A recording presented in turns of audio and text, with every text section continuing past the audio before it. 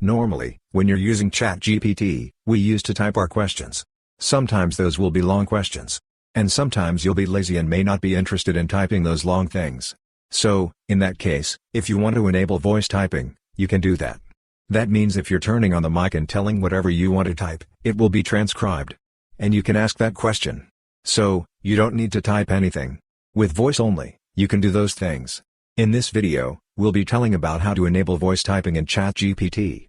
For this, open ChatGPT. When you are opening ChatGPT, you will reach a new page like this. Here, if you are not interested in typing, here you can see a mic-like button. Click on this button and you can tell whatever you want to tell. And after telling everything, here you can see two options.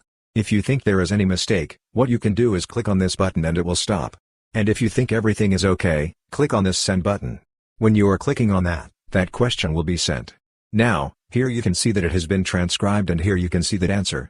So, this way you can easily use voice typing on ChatGPT. Hope this video was helpful for you. If you find it helpful, consider subscribing. See you in the next video.